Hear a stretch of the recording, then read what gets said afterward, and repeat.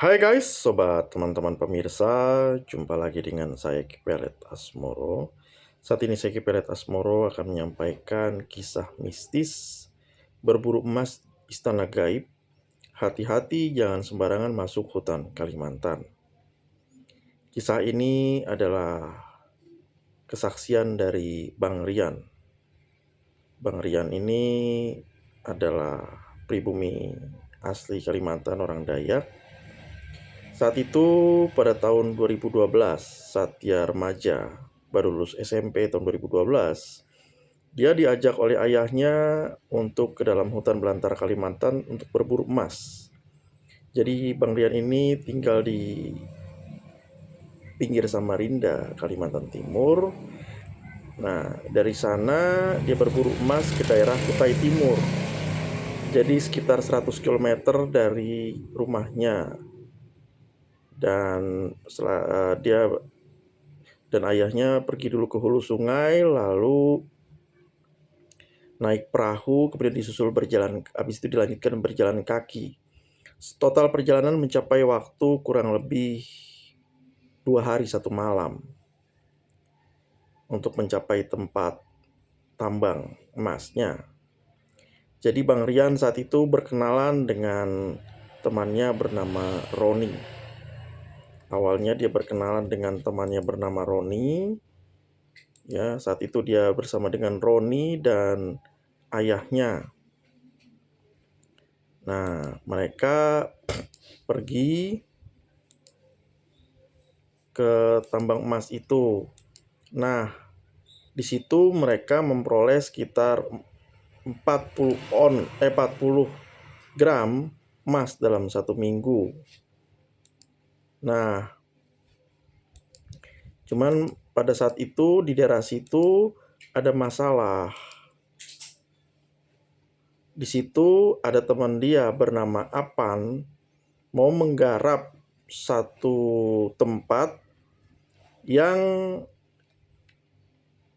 isinya adalah ada kayu besar, pohon kayu ara besar. Ya, semacam pohon beringin. Nah, Apan ini berani menambang di bawahnya. Pohon itu memang mengandung mistik karena sering terlihat penampakan di bawah pohon itu. Jadi orang-orang nggak ada yang berani kerja di bawah pohon itu. Namun Apan berani melakukannya, gitu. Apan berani. Nah, Apan berani untuk menambang emas di bawah pohon itu.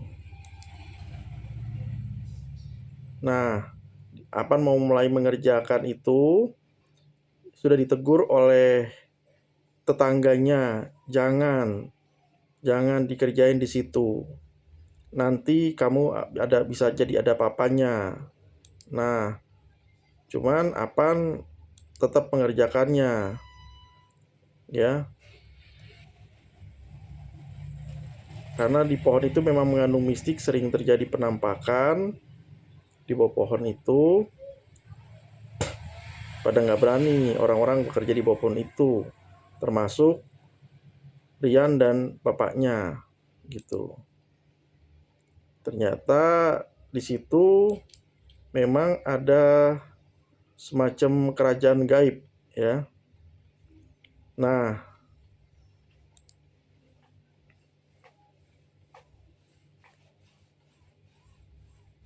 jadi temannya Apan menambang emas di sekitar di bawah pohon, dan di bawah pohon itu rupanya ada istana kerajaan gaib. Nah, Apan itu dapat emas 30 gram dalam sehari. Sementara orang lain kan kebanyakan 40 gram seminggu. Nah, lalu dia merasa besoknya kayak nggak enak badan, dijenguk sama Rian. Gimana kabarnya, masih? Nah, hari pertama dia mulai nggak masuk. Tapi dia hari kedua sudah mulai ngobrol. Nah, kemudian pada saat itu Apan sendirian menggali kerja di bawah pohon itu, nekat dia ada temannya yang asalnya satu daerah tapi nggak mau ikut ya, karena takut ya. Jadi ujungnya Apan ini sendirian. Nah, dan akhirnya Apan meninggal. Setelah sakit itu, Apan itu sudah menambang di bawah pohon itu, dia merasa sakit, dijenguk sama Rian. Namun dalam 3 hari ya, dia tidak kunjung sembuh, malah langsung meninggal gitu. Karena di bawah itu, pohon itu rupanya ada istana. Ada istana gaib. Jadi para penambang akhirnya berunding apakah jenazah Apan akan dibawa. Akhirnya dibawalah, karena di sana memang jalannya kecil, hanya muat motor, jadi dibawalah, hanya bisa menggunakan motor, dibawa pulang ke kampung. Nah, kemudian di situ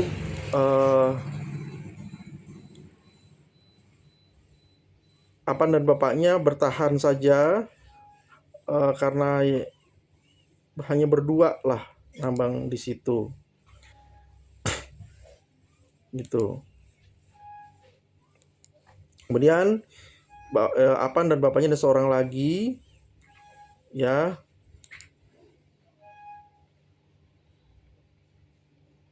Mereka hanya bertiga, namun ada yang melempar temannya. Lalu temannya ini nuduh ya, nuduh karena merasa dilempar batu kepalanya. Ya, teman itu menuduh Apan dan bapaknya melempar. Dia marah. Masuklah Apan dan bapaknya ke pondok tadi. Nah,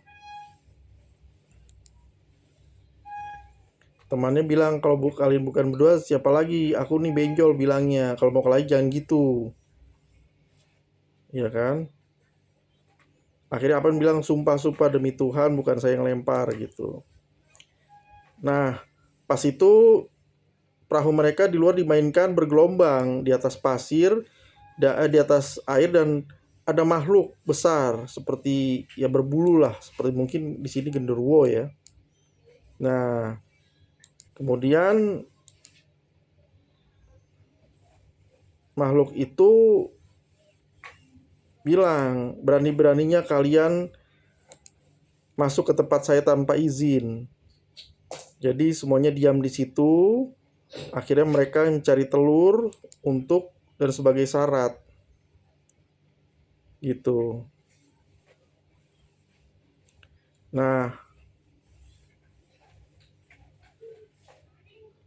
temannya Apan akhirnya ada yang mengalami sakit, lalu oleh bapaknya diambilkan air segera, kemudian dibacakan mantra, doa, lalu bisa segar kembali. Akhirnya mereka berangkat naik perahu berempat menuju lokasi satunya lagi. Ya. Jadi mereka ke lokasi kedua yang jaraknya 50 km dari lokasi pertama. Apan bikin pondok bersama dengan bapaknya, temannya bikin pondok sendiri, masing-masing berdua-berdua. Nah,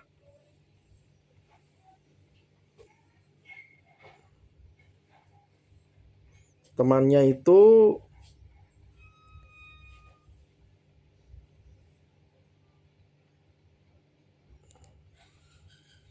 malam itu jam 12 kesakitan menggigil temannya. Ya. Jadi teman itu mengalami kesakitan. Nah, terus ya dipikirnya mungkin sakit biasa gitu. Ternyata sakitnya parah dan dibilang aku nggak kuat lagi. Ya. Teman itu bernama Dani. Akhirnya Dani karena sakit, nggak kuat, merasa nggak kuat, akhirnya dia meninggal. Ya. Nah, akhirnya tinggal Rian dan bapaknya yang menambang, berdua saja. Ya. Nah, sampai Rian sama bapaknya terpisah jarak. Bapaknya jalan duluan dan Rian itu di belakang. Terus Rian ketemu makhluk setengah macan, setengah manusia. Nah, pada siang hari bentuknya itu tinggi, ya, lebih tinggi daripada manusia, berdiri di samping pohon. Macan setengah manusia bentuknya. Ya, dia menatap. Rian langsung terduduk, yang tadinya berdiri langsung terduduk karena saking takutnya dan kagetnya. Nah, langsung terduduk di situ. Rian tutup mata. Nah, makhluk yang setengah macan itu melihat dengan tajam, matanya kayak bersinar, kayak hendak mau menerkam. Tapi saat Rian buka mata, dia udah